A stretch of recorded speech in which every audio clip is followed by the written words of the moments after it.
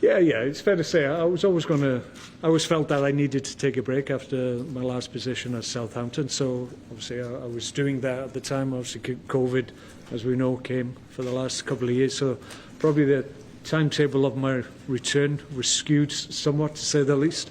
So I've looked at certain opportunities. They weren't right just because of the timing of them. But this feels right. This gives me an opportunity to obviously look at the squad from now to the end of the season. The intention is to have a real go to try and get in the playoffs if we can. It will be difficult, it's fair to say, but that's what we'll try and do this season. And at least, if we don't make that, at least we'll gain momentum moving into next year. Mark, Jamie. Nice to meet you. What specifically is it about Bradford City that has attracted you to the football club? As I just touched on, it's the potential of the club, it's the fan base, the following and the stature that this club has in this league. We're one of the bigger clubs in my view, probably a club that other teams like to come to and see if they can overcome. So to a certain extent we've probably got a little bit of a target on our back, so we have to be able to deal with that and make sure that we're ready for the challenge ahead of us. So I just think it's an opportunity for me to develop as well. Obviously, it's not a level I've operated at before, but I'm intrigued to see how my skill set transfers.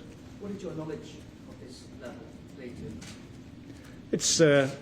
a league that's demanding. We understand that. It's physically, it asks questions of players and managers alike, and at times, I'm sure people will tell you it's a bit of a slog. You've got to get through the hard work, and I think that's a given. But that doesn't faze me. It didn't faze me as a player. It doesn't faze me as a manager.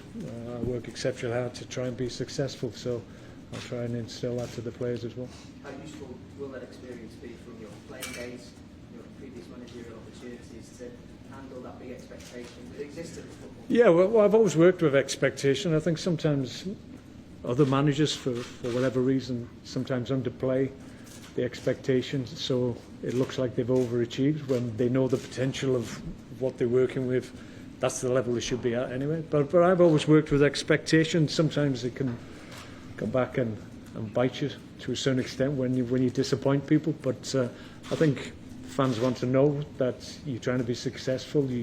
You're doing things to try and move the club forward, and you don't underplay the potential of the group you got. And you mentioned finally your period out of management.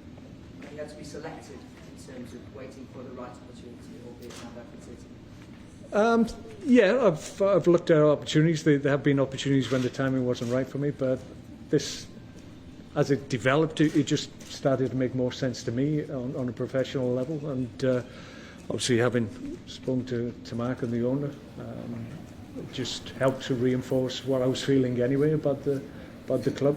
So it's just really progressed very, very quickly, and I'm just really happy to be here and looking forward to the work in hand.